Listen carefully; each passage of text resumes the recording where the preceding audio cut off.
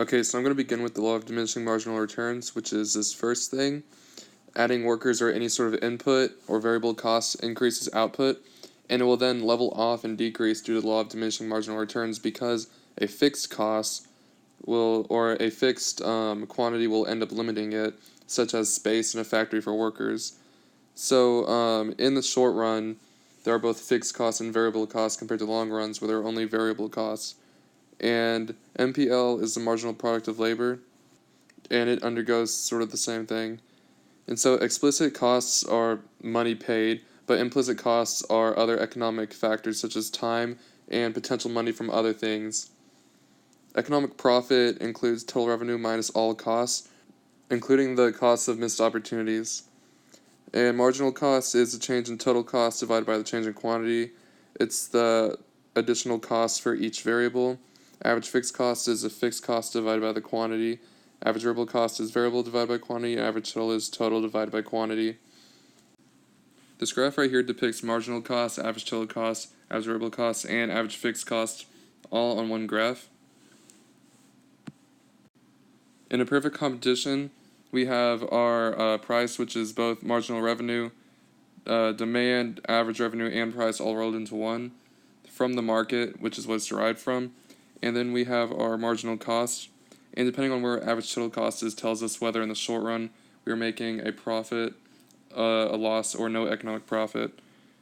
When the bottom of our average, when the bottom of our average total cost curve meets at the same location as Mr. DARP, that's when we have no economic profit.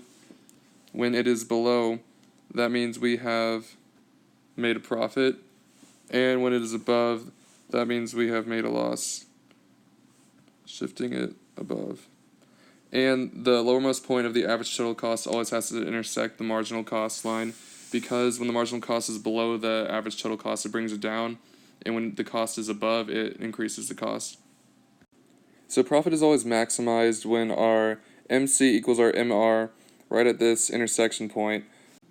Although we should shut down when it costs more to produce units than it is to just give up our fixed cost. And here we can see our AVC is below the price point, even though our ATC is above.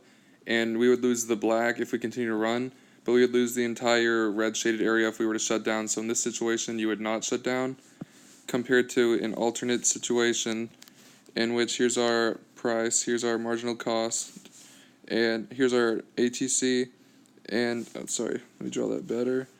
Here's our ATC and our AVC. And since both of these are above the price point, if we were to run, we would lose this amount here, point of intersection all the way up to our average total cost.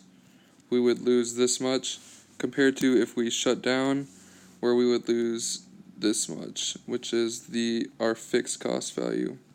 So here it makes more sense to shut down instead of run. I think it's also important to note that when we have a profit being made within our firm, as in something like this, where our average total cost is below our marginal cost, and so we're making a profit, that will incentivize more firms to enter the market, which would in turn increase our supply, which would drop the overall price, but also also increasing the total quantity on the market.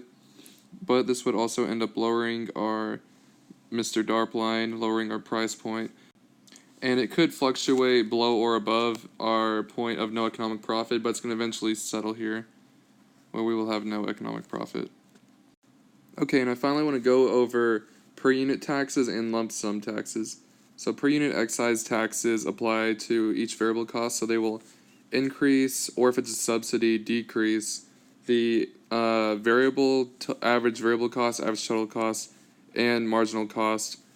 And lump sums are the opposite. They're a one-time transaction, so they will just change the fixed cost, either increasing it if it is a tax or decreasing it if it's a subsidy.